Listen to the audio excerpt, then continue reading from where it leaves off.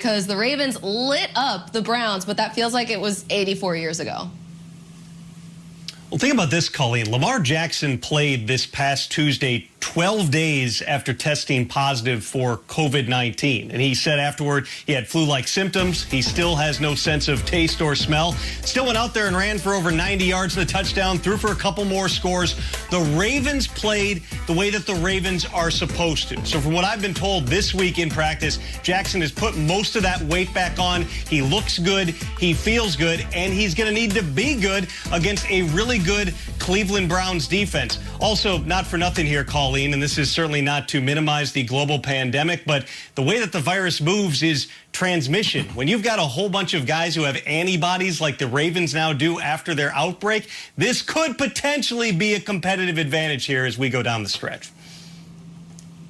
That's true. And listen, I mentioned it before, so much has changed for this Browns team since week one. Chubb only ran 10 times in that game. They've really cleaned up the turnovers, too. Lately, they had 3 in that game. Now they have the 4th best turnover margin in the entire league. They've gone 9-2 since losing to the Ravens in that game, 38-6. I mean, it was a complete blowout. Kevin Stefanski, he's a first-year coach. He didn't have a real offseason or a preseason or any real time to kind of get to know these guys. So that week one was really just like a fresh start, and now he sort of knows the team better. He knows what he's working with. He's calling way more play action for Baker. So this is a very, very different scenario, I think, for the Browns and the Ravens, and really for Kevin Stefanski. So it could mean a very different outcome here in the end. All right, guys, so obviously a lot has changed since week one, including the situation with the Eagles. Carson Wentz benched. You have Jalen Hurts starting here this week. I mean, his first start against one of the best defenses in the entire league. So the guy with the contract worth more than $150 million will be the Eagles' backup. Wentz leads the league in giveaways. He's been sacked the most. The offense is just a complete mess. So, Mike Robb, what do you do with Wentz at this point? D-Hall, Mike Robb, you got any suggestions? It's time for some Shop Talk presented by Lowe's. D-Hall, you heard what Colleen said. All of those numbers that Carson Wentz, the giveaways, the turnovers. But he is a very rich man, over $150 million contract, and he's not even hit that new money. He's under contract till 2024. Big dog, how does the Philadelphia Eagles handle this situation right now? Well, you know what? I think they're starting off doing it the right way. I'm not a person who believes that it's all the quarterback's fault. It's not all Carson Wentz's fault. As you've seen there on some of those highlights, Alshon Jeffries just fell down. You got to go up and make a play on that football. It was several times I think you saw Dallas Goedert and Carson say that the communication was off. He thought he should have been in one spot. But it's no secret that Carson Wentz is playing bad. I think they've done the right thing by going ahead and putting Jalen Hurts in there. I think Carson needed some accountability, When you're in a locker room and you have a star player not making plays, not living up to that contract or to that hype, it can weigh on a lot of the other guys in that locker room. And so I like what Philadelphia has done by inserting Jalen Hurts into this lineup and just, letting Carson understand that you're going to be held accountable. If you go out there and you keep playing this bad, we have to replace you. It doesn't matter who you are. And so I like that. I don't think Jalen Hurts is the answer, but I think it gives Carson Wentz a moment to step back, see everything, and just take a deep breath and calm down, because he's absolutely not playing the same type of football that he's played in years past. I've said it before in the past, D-Hall.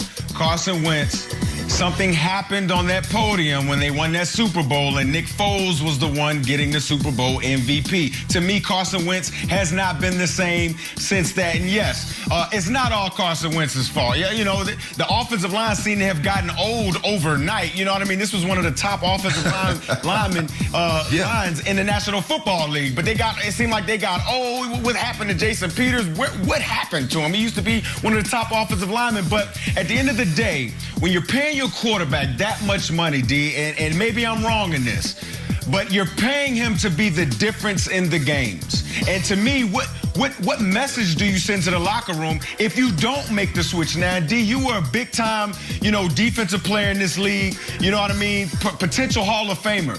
How would you have liked it If you could visually see your quarterback is the problem on your team, but your head coach continues to put him out there, wouldn't you feel a little disrespected, big dog?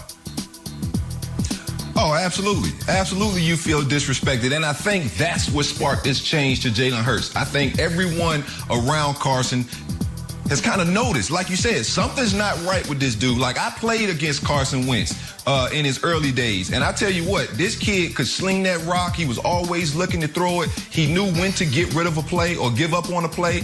And now it seems like he's just trying to be Superman and just do too much. Yeah, I agree with you, D-Hall. I tell you one thing. I would move on from Carson Wentz whenever I could at some point if I'm the Philadelphia Eagles, because at the end of the day, if you can't handle a strong backup behind you in the locker room and they always got to get rid of their strong backup, there's something wrong with your starting quarterback in Carson Wentz. Colleen, back over to you. That was shot. For at the beginning of the year, Taysom Hill looking for his 4th straight win going against rookie Jalen Hurts, who's making his first career start with Carson Wentz benched. Mike Robb, what are you expecting in this game? Yeah, I'm looking at this game. I'm looking at the bubble linebackers or the stacked linebackers, Demario Davis, Quan Alexander for the New Orleans Saints. They're going to be vitally important in trying to stop Jalen Hurts. Obviously, this is his first start. They're going to throw the ball downfield some, but they're obviously going to use his legs. That's what this Philadelphia offense needs. They need some excitement, a little bit of a spark, and I think Jalen Hurts can do that. Demario Davis, Quan Alexander, I'm telling you, they're going to be all over the place. They're the hit and shed guys to run the quarterback down from inside out on those read options. They're going to be vitally important if the New Orleans Saints want to win. One of the best linebacking groups in the entire league for sure. And yes, the Eagles definitely need a spark on the offense. They need like a fire on offense at this point. How about this? Chiefs at Dolphins. Kansas City's offense putting up over 30 a game against Miami's tough defense that's only allowing 18 points a pop. Both teams on hot streaks. The champs, they've won 7 straight. And the Dolphins, they've won 7 of 8. D-Hall, what are you thinking about here for this game?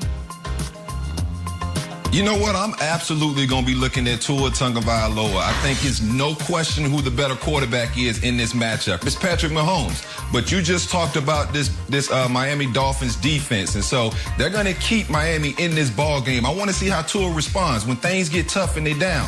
Does he force some throws down the football field? He's going to get the opportunity to watch a former MVP in Patrick Mahomes, and probably the guy who's going to win it this year again in Patrick Mahomes. So I'm looking forward to see how Tua responds going up against a great quarterback in Patrick Mahomes.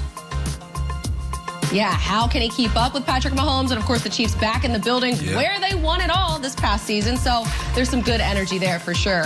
Colts at Raiders. Now, this game, massive in the AFC.